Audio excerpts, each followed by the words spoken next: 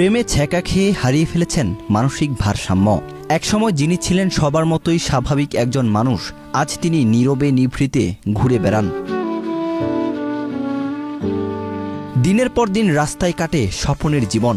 ক্ষুধা পেলে কখনো পুকুরের পানি গরম করে চা বানিয়ে খাওয়ার চেষ্টা করেন, কখনো নিজের সাথে নিজেই কথা বলেন, আবার কখনো চুপচাপ বসে থাকেন।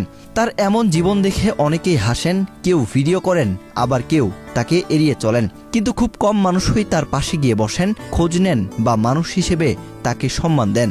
বলছি স্বপনের জীবনের গল্প, যার বাড়ি দিনাজপুরের রাজবাড়ী এলাকায়। তার কাছে যাওয়া কিংবা তার খোঁজ নেওয়ার একজন আছে, তিনি হলেন স্থানীয় সমাজকর্মী ও বিএনপি নেতা হেলাল ইসলাম।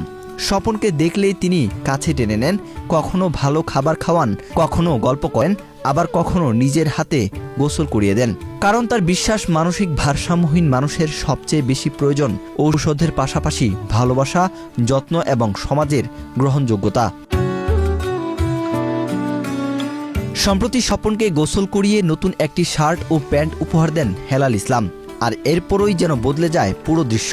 পরিচ্ছন্ন পোশাকে তাকে দেখে প্রথম দেখায় বোঝারই উপায় ছিল না যে তিনি দীর্ঘদিন ধরে মানসিক সমস্যার সঙ্গে লড়াই করছেন। নতুন কাপড়ে তাকে অনেকটা স্বাভাবিক মানুষের মতোই মনে হচ্ছিল। কেমন লাগতেছে দেখতে? ভালো লাগতেছে? হ্যাঁ। আমার দিকে দেখো না, হ্যাঁ, একটা হাসি দাও সুন্দর করে। হেলাল ইসলামের এমন উদ্যোগ স্থানীয় মানুষেরও প্রশংসা কুড়িয়েছে। অনেকে বলছেন, আমরা যদি অবহেলা না করে এমন মানুষদের পাশে সবাই দাঁড়াই, হয়তো তারাও আবার সমাজের মূল ধারায় সহজেই ফিরতে পারবেন।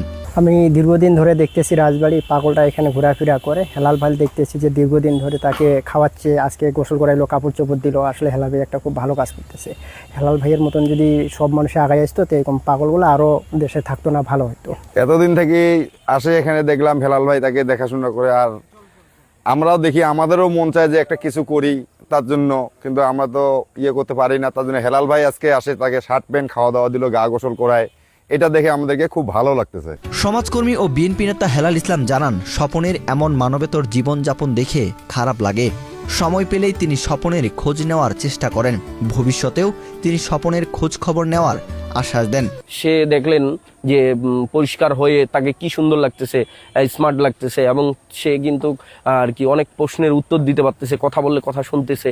তো আমি সমাজের মধ্যে যারা স্বেচ্ছাসেবী সংগঠনগুলো আছে, স্বেচ্ছাসেবী যেই প্রতিষ্ঠানগুলো আছে, আমি বরাবরই তাদেরকে তাদের দৃষ্টি আকর্ষণ করছি যে তারা যেন এখানে আসে, এই পাগলটার যদি একটু ট্রিটমেন্ট বা একটু